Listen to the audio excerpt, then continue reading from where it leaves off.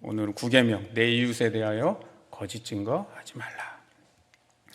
말씀을 준비하면서 지난 주간에 제가 TV를 보다가 우연히 한 프로를 봤는데 꼬리에 꼬리를 무는 이야기인가 그런 방송이었어요. 그런데 이제 그 방송의 내용이 이번 주 말씀을 전하려고 하는 내용하고 너무나 딱 맞아서 잠깐 좀 소개를 드리면, 예전에 좀 한참 된 영화인데 7번 방의 선물이라는 영화 아십니까? 예, 저도 굉장히 가슴 아프면서도 감동적으로 봤던 영화인데 그 영화의 모티브가 되었던 사건입니다. 그러니까 이 이야기를 실화를 바탕으로 한 영화인데, 지난주 그 방송의 주인공은 정원섭 씨라는 분입니다. 1972년도 춘천에서 초등학교 여학생 하나가 논둑에서 시신으로 발견이 됩니다. 신원을 확인해 보니까 그 관내에 파출소장의 딸이었던 거예요.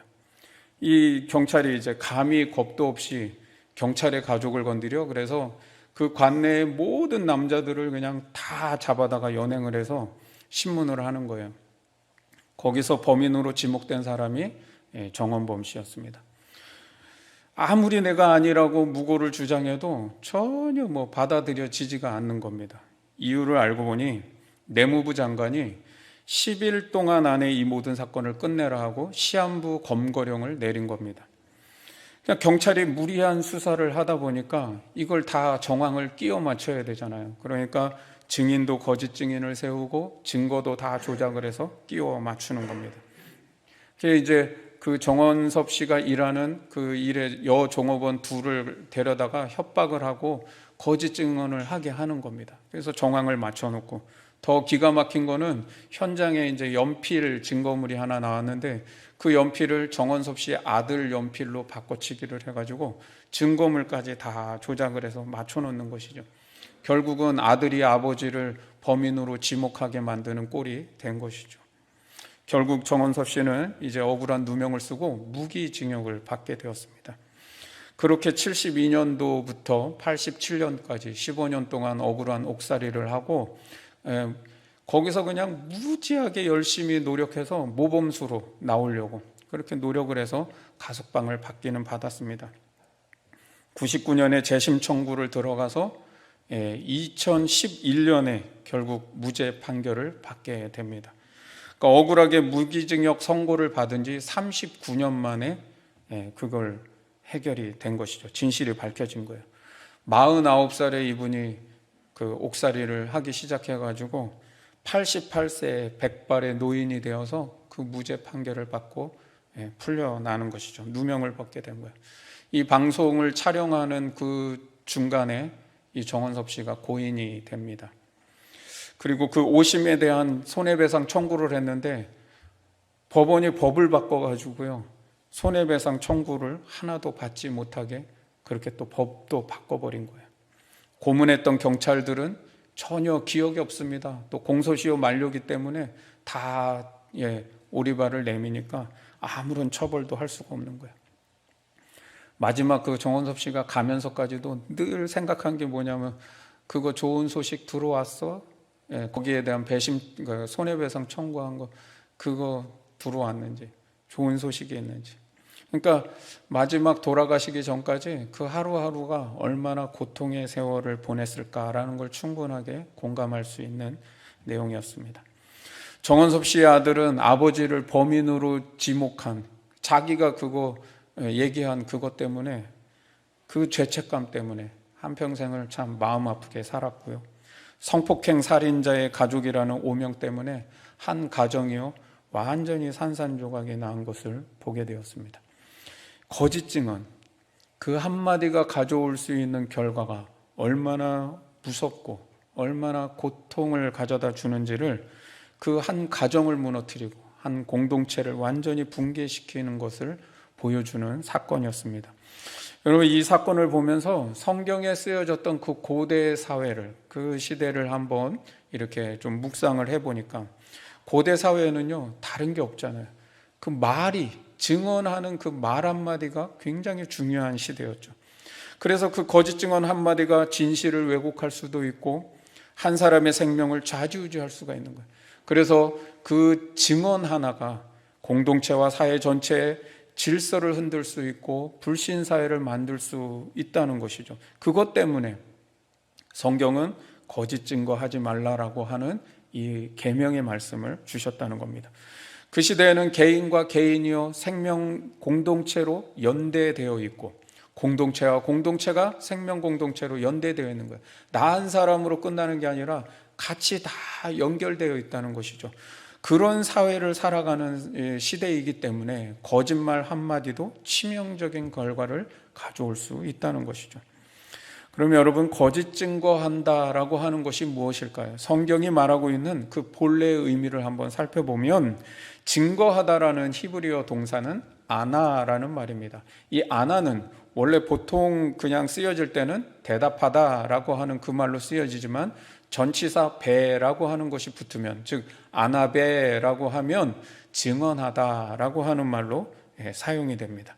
그래서 오늘 이 구계명에 거짓 증거하지 말라 이 부분은 히브리어로 아나베라고 그렇게 사용하고 있습니다. 즉 1차적인 의미를 살펴보면 법정에서 사용하는 용어로서 위증하지 말아라 라고 하는 뜻으로 사용하고 있다는 겁니다.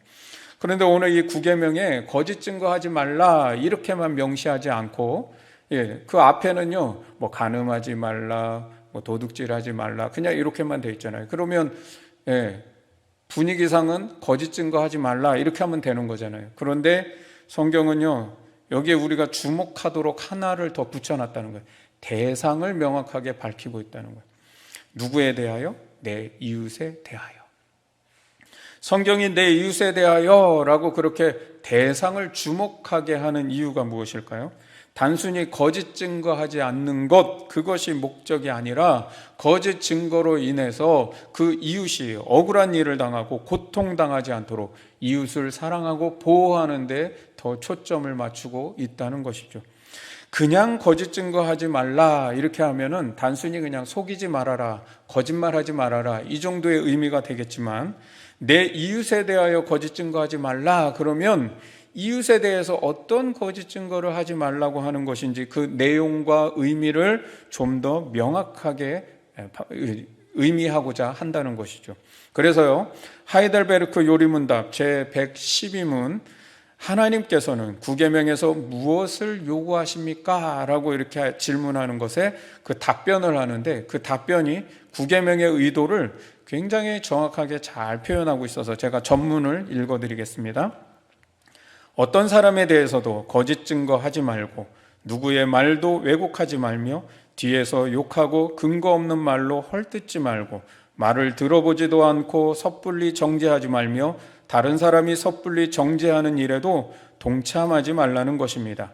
오히려 하나님의 무서운 진노를 받지 않도록 모든 거짓과 속임을 마귀 본연의 일로 여겨 피하고 법정에서나 다른 어디서든지 진리를 사랑하고 정직하게 진실을 말하고 고백하며 할 수 있는 대로 내 이웃의 명예와 평판을 지키고 높이라는 것입니다.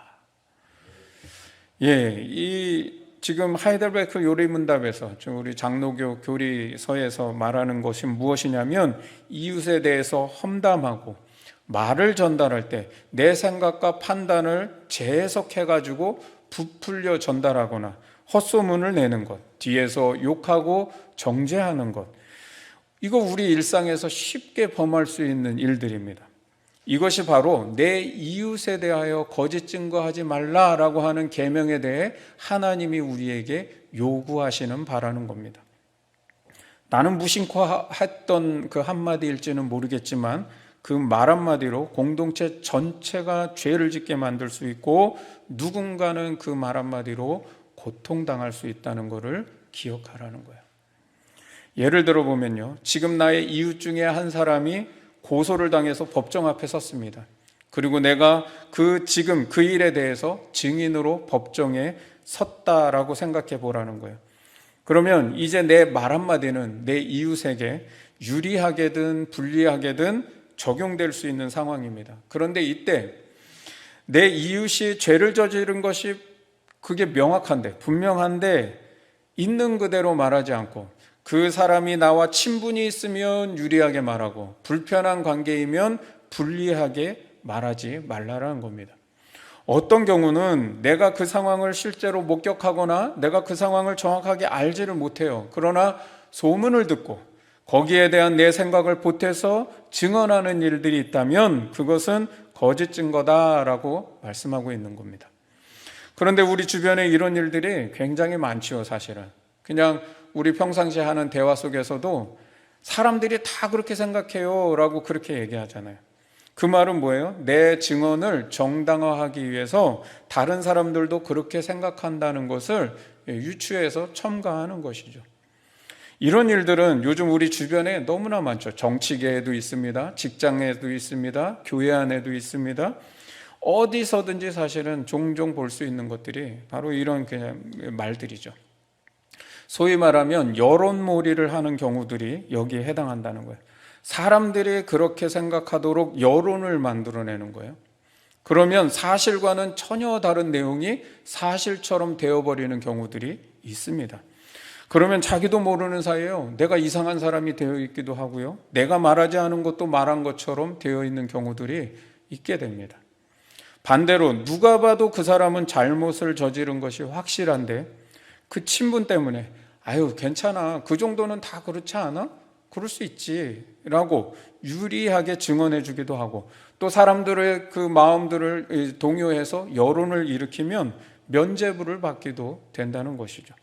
이런 일들 때문에 억울하게 고통당하는 사람은 분명히 있는데 그것에 대해서 책임지는 사람은 아무도 없게 되는 것이죠. 국가적인 차원에서도요, 세월호 같은 엄청난 사건이 일어났는데도요, 제대로 진상규명이 되지를 않아요. 왜 그런 걸까요? 5.18 광주 민주화운동 때 일어났던 일들, 진상규명이 안 돼요. 천안함 사건, 진상규명이 안 됩니다. 사회적으로 아무리 큰 이슈가 되어도 진상규명이 되지 않아서 지금까지도 피해자들이요, 진상규명을 요구하고 있는 것이죠. 교회 안에는 어떻습니까? 은혜로 덮은 일들이 얼마나 많습니까? 여러분, 교회의 역사를 살펴보면요, 은혜로 덮은 일들이 너무 많아요. 교회 안에 서로 함께 신앙생활을 해오다 보니까 치리하기가 어려운 겁니다. 교회 헌법에는요, 분명히 치리라고 하는 것이 있습니다. 근데 그 치리법이 한 번도 교회 안에 제대로 적용되는 적을 본 적이 없어요. 인간의 말이 얼마나 무섭도록 진실을 왜곡할 수 있는지를 하나님이 아시기 때문에 하나님께서 인간에게 주시는 계명의 말씀이 뭐냐면 내 이웃에 대하여 거짓 증거하지 말아라입니다. 인간의 말은 그냥 말이 아닙니다. 여러분, 하나님의 말씀은요, 권세가 있죠? 하나님은요, 말씀하시면 그 말씀은 반드시 역사되는 힘이 있습니다. 그런데요, 우리 인간이 누구를 닮았어요? 하나님의 형상을 닮았잖아요. 그래서 인간의 말에도요, 권세라는 것이 있어요. 사람이요, 그 말을 자꾸 되뇌이면요, 그 말대로 되는 힘이 있다니까요. 그래서 성경은 죽고 사는 것이 혀의 권세에 달려있다라고 그렇게 말씀하고 있죠. 거짓말도요, 교회 안에서 세 사람만 마음 맞춰가지고 해보세요. 그러면요, 거짓말도 진짜가 돼요. 그랬다더라 한번 해보세요. 세 사람만 입을 맞춰서 그랬다더라 하면은요, 삽시간에 교회 전체에 다 그런 걸로 소문나 있습니다. 그것이 얼마나 사람을 고통스럽게 하고 그 영혼을 죽이는 것이죠. 왜 그렇습니까? 누가 말을 전달할 때 한번 생각을 해보세요. 누가 말을 전달할 때는 어떻게 전달하냐면 내가 무슨 말을 해도 믿어줄 만한 그런 친분 관계에 있는 사람에게 제일 먼저 말을 전합니다. 그렇잖아요? 그렇기 때문에 그 이야기를 듣는 사람은 그 말에 대해서 사실을 명확하게 잘 파악하려고 하기 이전에 친분 관계 때문에 그것을 그냥 그런 것으로 믿고 받아들이는 겁니다. 반대 입장을 들어보고 판단하는 게 아니라 얘기를 전해주는 사람의 관계에 따라서 그것을 받아들이기도 하고 받아들이지 않기도 한다는 거죠. 또 그 말을 한 사람에게 한국 사람의 그 성향상 물어보지를 못해요. 사실관계를 정확하게 묻지를 못합니다. 그거 만약에 물어보려고 하면 뭐야, 나 못 믿어? 이걸 자기를 못 믿는 신뢰관계로 붙여서 말을 하기 때문에 이 사실관계를 물어보지를 못하는 거예요. 또 그 당사자에게 이런 말을 들었는데요, 그게 사실이에요? 진짜예요? 이거 못 물어봅니다. 그러니까 그냥 받아들이는 거죠. 그러다 보면 그 말을 전해 들은 사람은 또 자기의 친한 사람에게 말을 전하고, 이것이 결국은 전체로 퍼지는 거예요. 여러분, 최근에 우리 사회에 가짜 뉴스들이 막 배포되고 그것이 진짜처럼, 어르신들은요 그걸 다 진짜로 믿어요. 그게 왜 그렇게 되겠습니까? 바로 그런 과정이에요. 친분의 관계에 따라서 그걸 전달하기 때문에, 그리고 친분에 따라서 그걸 받아들이기 때문에. 이런 말들이 돌고 도는 것 때문에 공동체가 건강해질 수가 없고요, 이중 언어들, 그리고 이중적 관계가 형성이 되는 겁니다. 앞에서는 다 좋은 것 같아요. 그러나 속으로는 그렇지 않다는 거죠. 결국은 이것이 사회 전체에 악영향을 미친다는 겁니다. 그래서 성경은 계명의 말씀으로 주시는 거예요. 내 이웃에 대하여 거짓 증거하지 말아라. 특별히 내 이웃에 대하여라고 하는 그 대상을 짚어 말씀하고 있다는 것을 명심하라는 겁니다.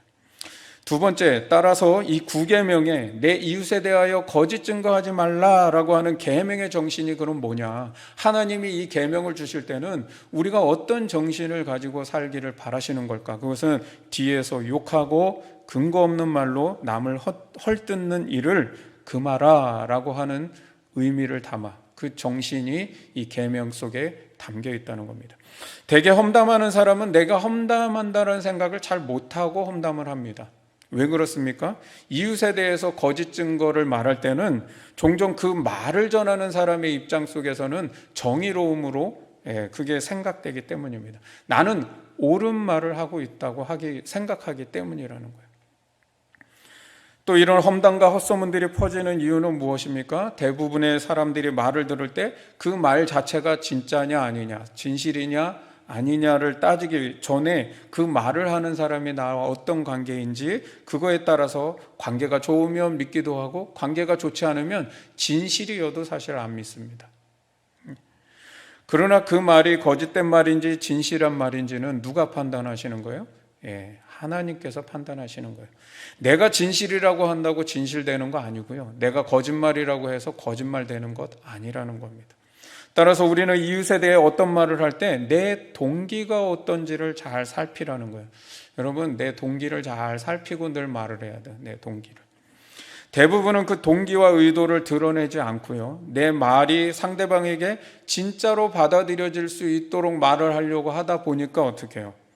때로는 진실이 아닌 것도 포장을 해서 얘기를 하게 되는 것이죠. 그 말을 듣는 사람은 그래서 그 전달하는 사람의 내면의 동기와 그 의도를 사실은 파악하기가 힘듭니다. 그러나 내 자신만큼은, 내가 그 말을 할 때 내 이웃에 대해서 그 동기가 어떠한지, 좋은 의도를 갖고 있는지 악한 의도를 갖고 있는지는 내 자신이 알고 있다는 거예요. 그래서 우리 자신은 기도할 때요, 내 그 말에 대한 동기와 의도를 성찰하는 기도가 필요한 거예요. 그러면요, 그렇게 기도하면 성령께서 내 안에 그 동기와 의도를 드러내 주십니다. 그럴 때 그 동기가 선하지 않을 때 내가 회개하기도 하고, 때로는 내가 그 말을 하려고 하다가도 그 말을 아껴야 되는 때가 있다는 것이죠. 여러분, 내 말을 듣는 사람에게는 그 동기와 의도를 숨길 수는 있어도 내 말을 듣고 계시는 하나님은 속일 수 없기 때문입니다. 따라서 하나님은 우리가 내 이웃에 대해서 말을 할 때 거짓 증거하지 않도록, 특별히 그 동기와 의도가 나쁜 의도를 가지고 말하지 않도록 그것을 금하라라고 말씀하고 있는 겁니다. 그러면 성경은 이런 거짓 증거를 어떻게 다루고 있을까요? 거짓 증거가 가져오는 그 결과와 그 처벌에 대해서는 결코 가볍지 않다라는 걸 알 수 있다는 겁니다. 우리 한국 사람들의 의식에는 늘 이 숫자에 대한, 순위에 대한 그 의식이 있는데요, 그게 뭐냐면 1 그러면 항상 제일 중요한 거, 뭔가 제일 좋은 거 막 이렇게 생각되고요, 숫자가 뒤로 가면 갈수록 그 중요도를 가볍게 생각하는 경향이 있다는 겁니다. 당장에 여러분, 그렇게 성경이 그렇게 말씀하고 있지도 않는데요, 우리의 생각 속에 자연스럽게 들어오는 건 1계명이 제일 더 중요합니까? 9계명이 더 중요합니까? 이러면은 갑자기 똑같이 생각이 잘 안 들어요. 1계명이 왠지 더 중요할 것 같고 9계명은 조금 뒤에 있는 것 같은. 근데 그렇지 않다는 거예요. 구계명은 그냥 단순히 거짓말하지 말아라 뭐 그런 정도의 의미가 아니라 성경은 절대로 그 거짓말에 대해서 가볍게 보지 않고 있다라고 하는 것을 기억해야 된다는 겁니다. 거짓은요, 태초에 인간을 하나님으로부터 분리시킨 최초의 악이라는 것을 기억해야 합니다. 그래서 하나님이요, 이것을 굉장히 싫어하십니다. 요한복음 8장 44절을 한번 보겠습니다. 너희는 너희 아비 마귀에게서 났으니 너희 아비의 욕심대로 너희가 행하고자 하느니라. 그는 처음부터 살인자요 진리가 그 속에 없으므로 진리에 서지 못하고 거짓을 말할 때마다 제 것으로 말하나니 이는 그가 거짓말장이요 거짓의 아비가 되었습니다.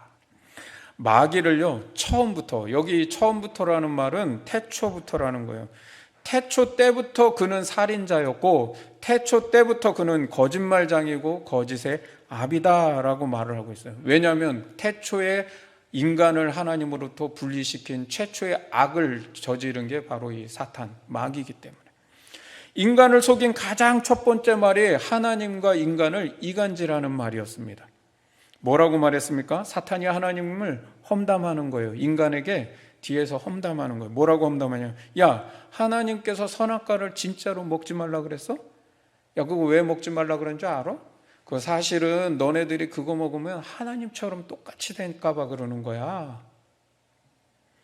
하나님이 인간의 자유를 박탈하고 인간이 하나님처럼 되는 것에 대해서 질투한다는 것처럼 그렇게 안 좋게 얘기를 하는 거죠. 인간은 그 거짓말에 속아서 선악과를 먹게 됩니다.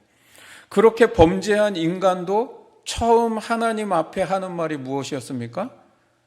서로에게 죄를 떠넘기고 나는 잘못이 없는데 제가 잘못해서 그랬다고. 아담은 하와에게 떠넘기고 하와는 뱀에게 떠넘기고. 이것이 우리가 다른 사람에 대해서 대화할 때에도 나타나는 말들 아닌가요?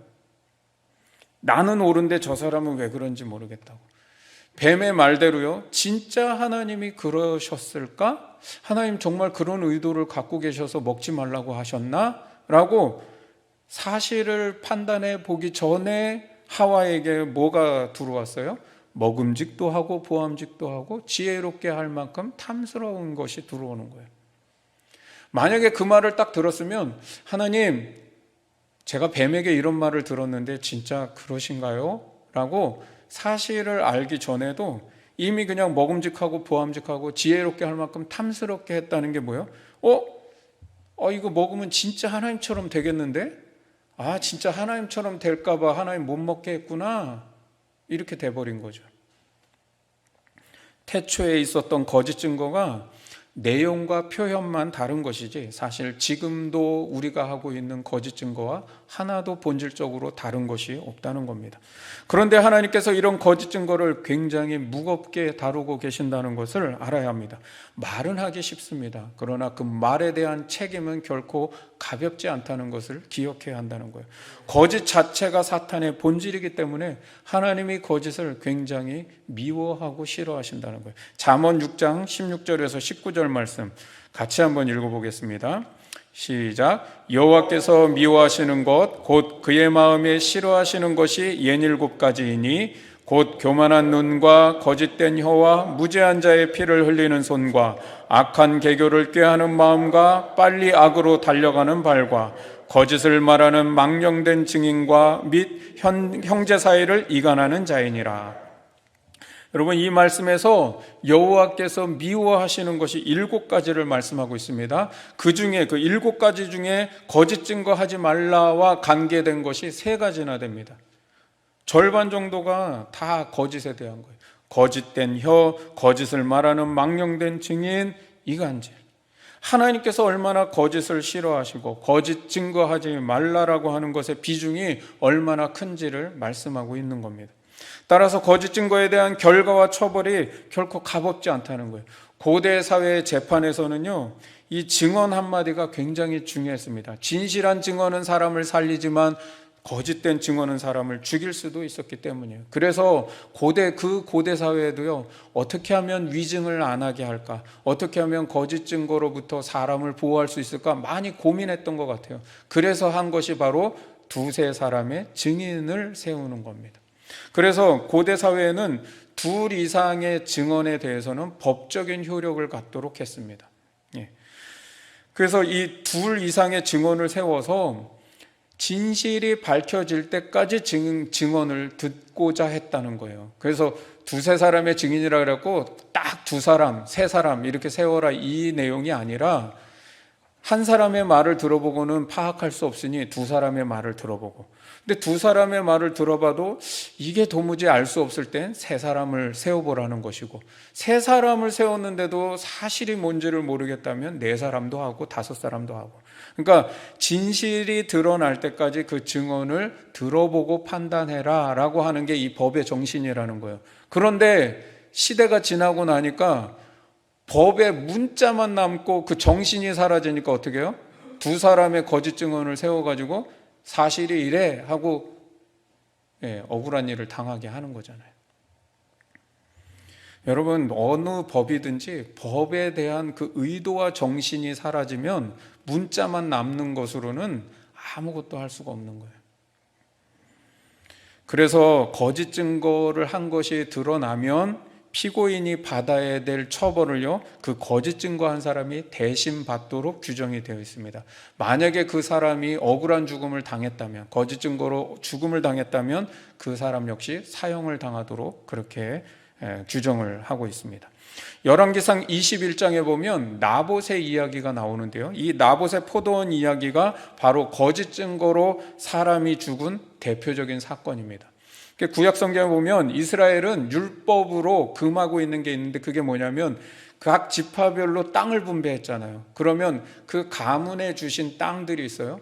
그 땅만큼은 절대로 팔지 못하도록 율법으로 금하고 있다는 거예요. 그런데 아합 왕이, 북이스라엘의 아합 왕이 이 율법을 그래도 알고 있기 때문에 나합의 포도원을 딱 보고 너무나 탐이 나는 거예요. 그런데 율법의 이 밭은 그렇게 줄 수 있는 땅이 아니거든요. 그러니 나봇이 왕의 명령이라도 이것은 우리 가문에 주신 땅이기 때문에 드릴 수 없습니다라고 거절을 합니다. 이것 때문에 아합 왕이 너무나 갖고 싶은데 갖지를 못하니까 끙끙 앓고 있는 거예요. 그 모습을 부인인 이세벨이 보고는 왕이시여 왜 이렇게 끙끙 앓고 있습니까 하면서 자기가 꾀를 내는 거예요. 두 사람을 돈을 주고 사서 거짓 증거를 하게 합니다. 뭐라고 하냐면 나봇이 하나님과 왕을 저주했다 이렇게 소문을 퍼뜨리라고 그렇게 사람을 사서 시킵니다. 그 거짓 증거 때문에 결국 나봇은 돌에 맞아 죽게 되고요, 이 아합은 나봇의 포도원을 빼앗게 됩니다. 이 일을 하나님께서 이 엘리야를 통해서 너 아합 왕과 이세벨에게 가서 심판을 경고해라 라고 그렇게 말씀하십니다. 그래서 엘리야가 그 심판을 경고하는데 나봇의 피를 개들이 핥은 곳에서 아합의 피도 핥을 것이다 하고 아합 왕에게 그렇게 가서 심판을 예고해라 라고 말씀을 전하시고, 또 이세벨에게도 그의 시체를 개들이 먹을 것이다 라고 그 심판을 경고하라는 겁니다.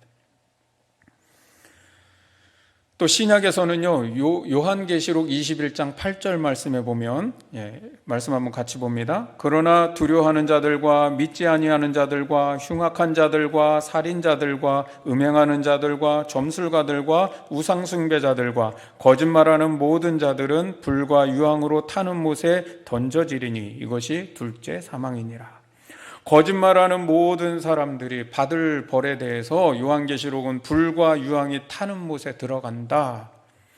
요한계시록 21장 27절 말씀에도 불과 유황에 탄다는 게 뭐예요? 27절에 보면 무엇이든지 속된 것이나 가증한 일 또는 거짓말하는 자는 결코 그리로 들어가지 못하되, 여기 결코 들어가지 못한다. 어디에 들어가지 못한다는 말이에요? 새 예루살렘.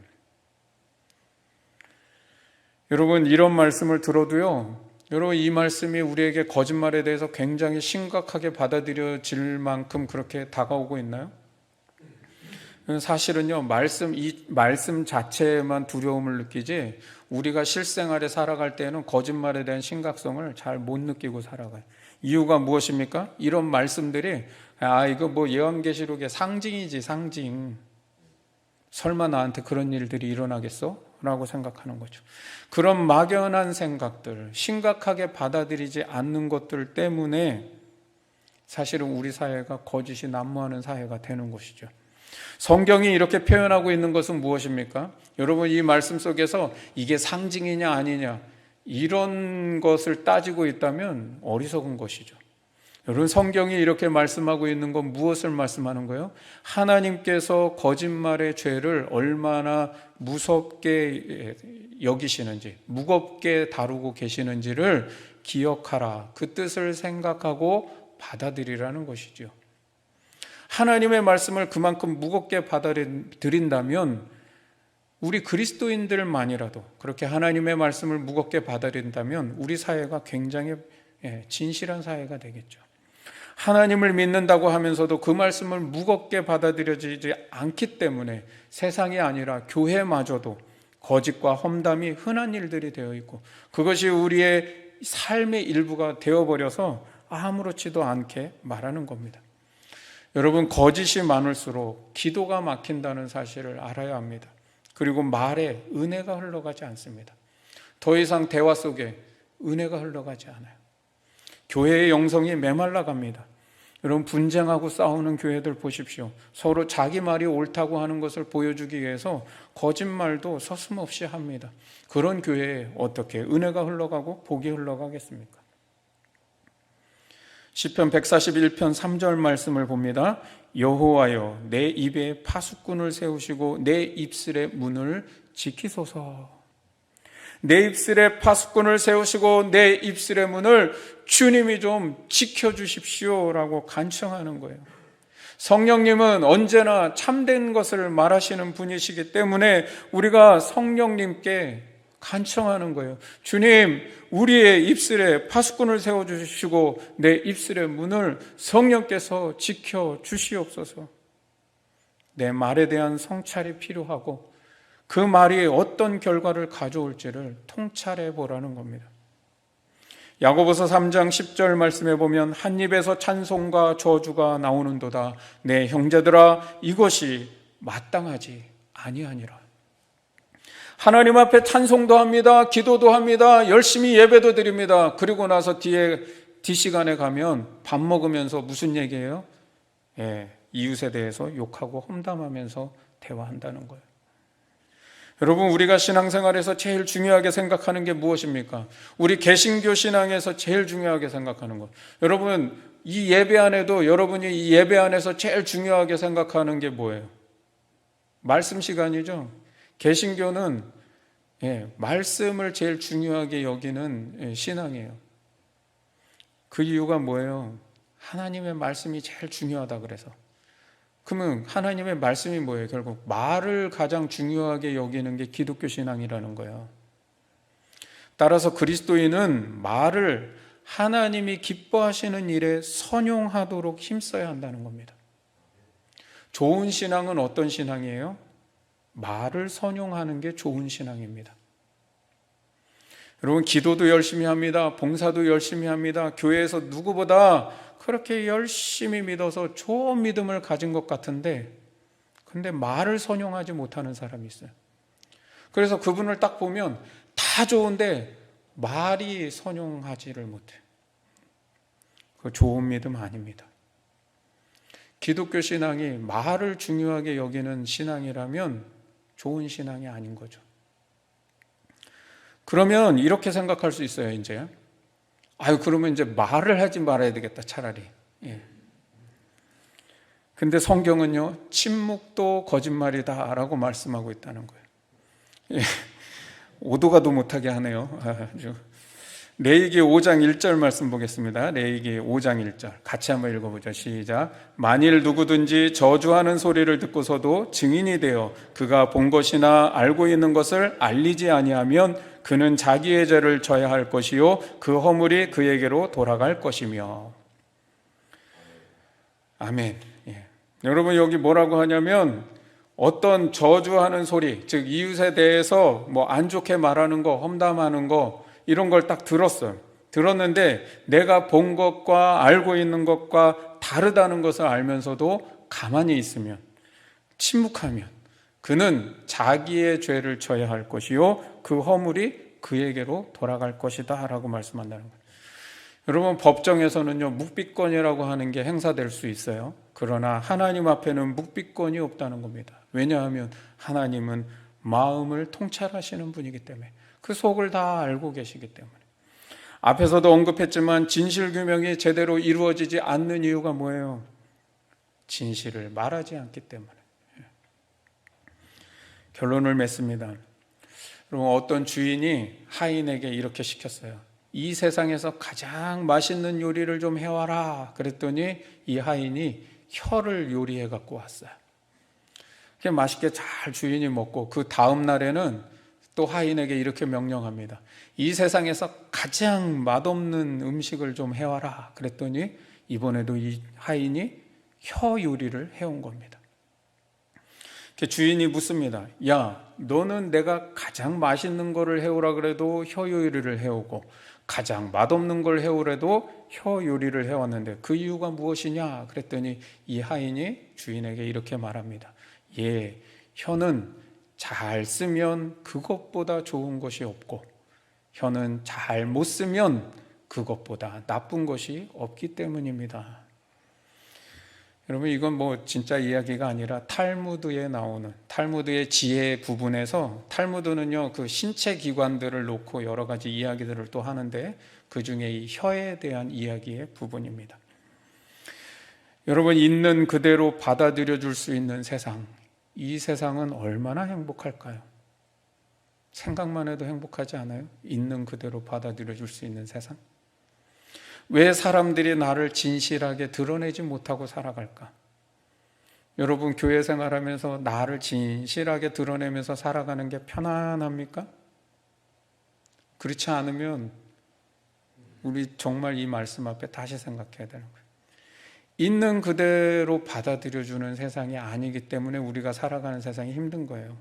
내가 있는 그대로 솔직하게 대하면 그것을 이용하고 사기치고 나의 정직함과 진실함이 오히려 화살이 돼서 돌아오고, 그런 일을 당하면 더 이상 나를 있는 그대로 드러내는 게 너무나 힘든 거예요.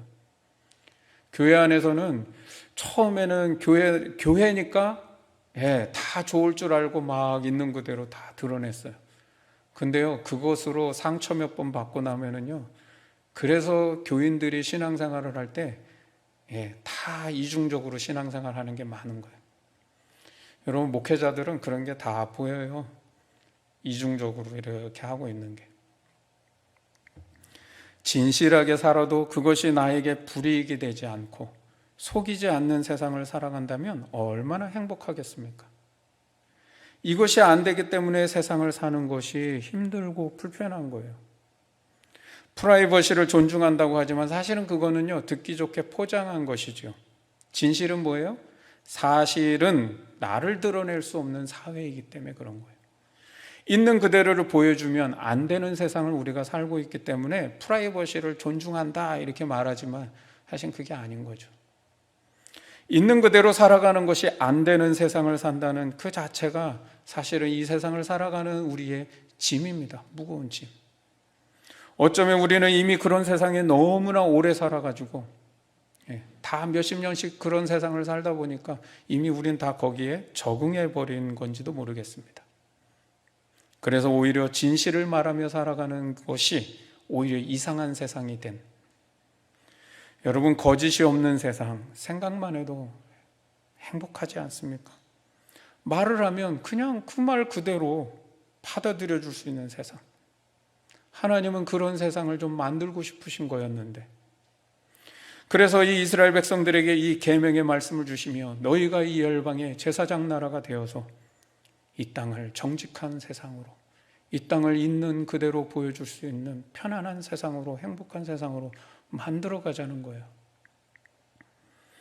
여러분, 오늘 이 9계명의 말씀은 이웃에 대해서 친분 관계에 따라, 나의 유불리에 따라서 말을 바꾸지 말아라 하는 말입니다. 이웃에 대하여 뒤에서 험담하고 이중 언어를 사용하지 말아라 하는 겁니다. 그리스도인으로서 거짓된 세상 속에 살아가지만 마음을 진실하게 하고 언어에 있어서 생명의 말, 진리의 말을 하며 살아갈 수 있기를 주님의 이름으로 축원합니다. 찬양하며 기도하겠습니다.